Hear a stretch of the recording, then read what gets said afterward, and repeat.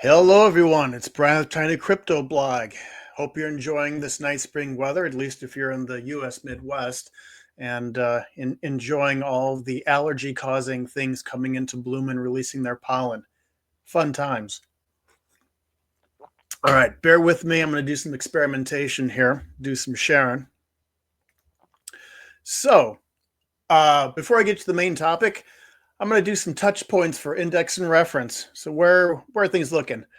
Bitcoin broke this week. Bitcoin broke through 100,000. A little bit of a pullback, but we're making progress.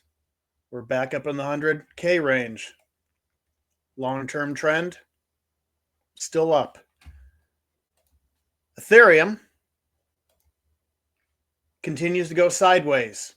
This time, it's in the upward movement of sideways. And then, another one that I found interesting when I went on CoinGecko was this. I didn't realize that this was something that was a digital asset. I'll have to read up on that. And also, in the news, just saw this one. Steak and Shake's going to be accepting Bitcoin starting on May 16th. I eat at Steak and Shake once or twice a year, so I'll have to do some reading. My guess and my hope is that it's probably going to be via Lightning, but worth checking out. Now, getting into the meat of things for the day, and that is talking about New Hampshire and Arizona had news about creating strategic Bitcoin crypto reserves this week. New Hampshire signed theirs into law, and then Arizona, and Cointelegraph cut right to the chase. They originally had a bill to acquire Bitcoin specifically, and I think this was sort of the governor, Katie Hobbs, shot it down, and I think this is sort of a compromise where it's any state assets that aren't held. Well, actually, I'm going to let the fine folks at Protos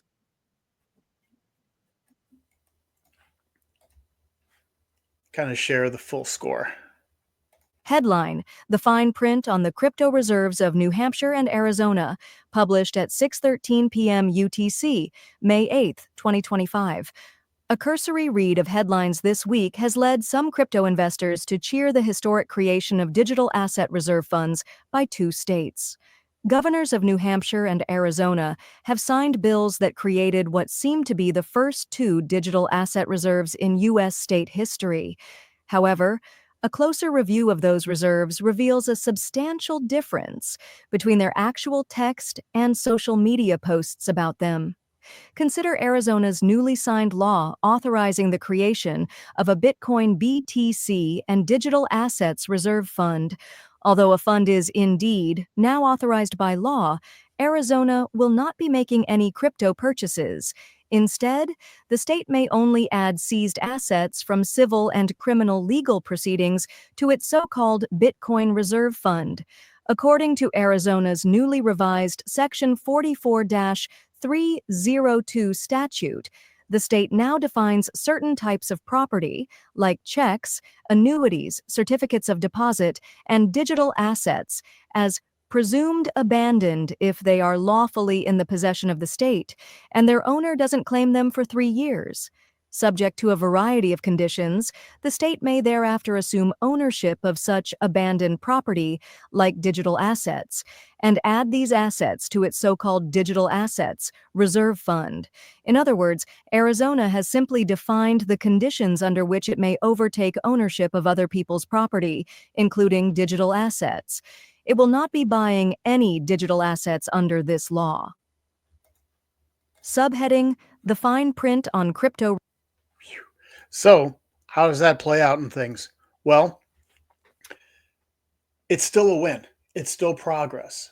Because if anything, in order to claim, manage, move, track, audit these digital assets, it's going to have to bring in the people who are going to be managing this.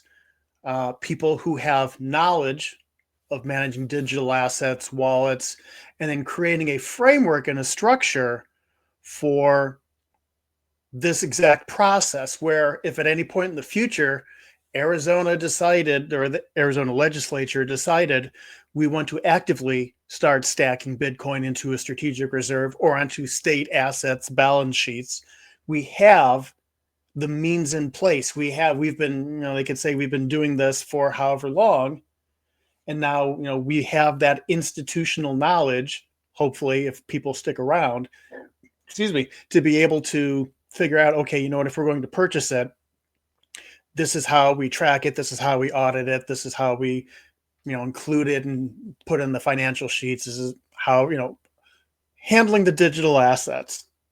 So still, even though it's not what a lot of people want, it's still a step of progress, where now if they happen to have Bitcoin on these digital asset sheets, we're able to hold on to it and legally able to do so. Which begs another question too, I just thought of.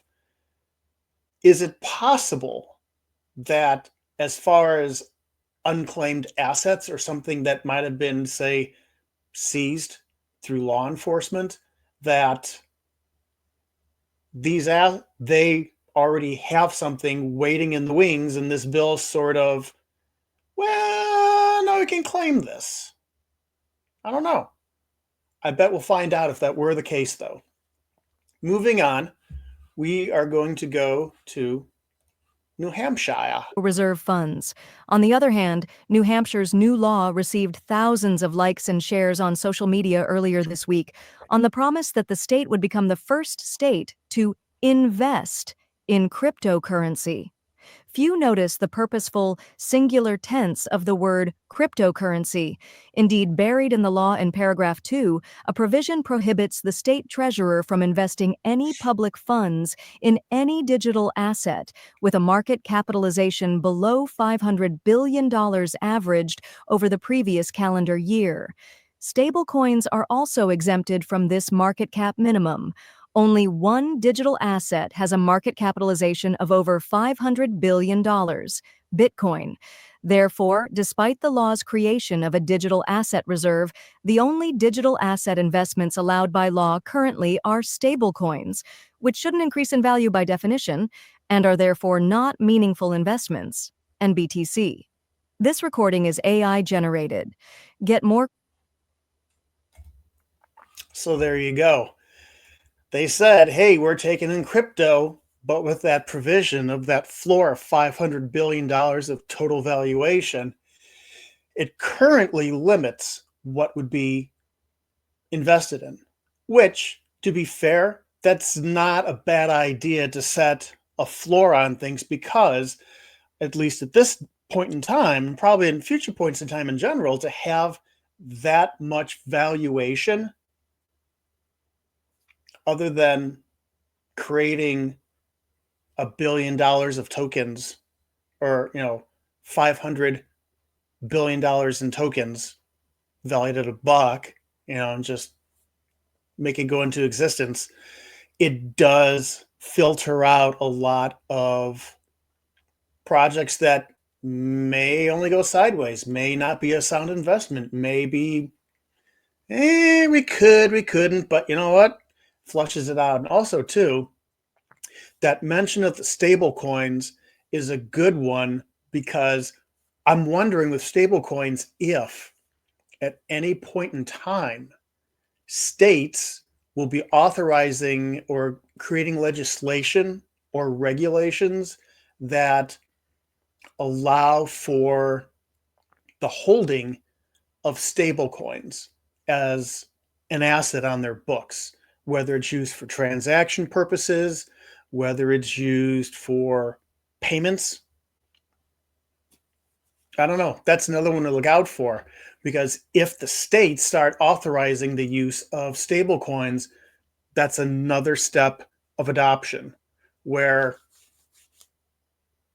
they're making decisions based on what the landscape is today, which is, well, we're opening the door to allow for us to hold stable coins. And then we'll figure out maybe down the road, oh, we can use it for this, we can use it for that. Oh, we'll accept stable coins as payment versus doing an ACH transfer, or however you want to do it. So take that as you will. And that was it. And we're good on here, good on there. Yes.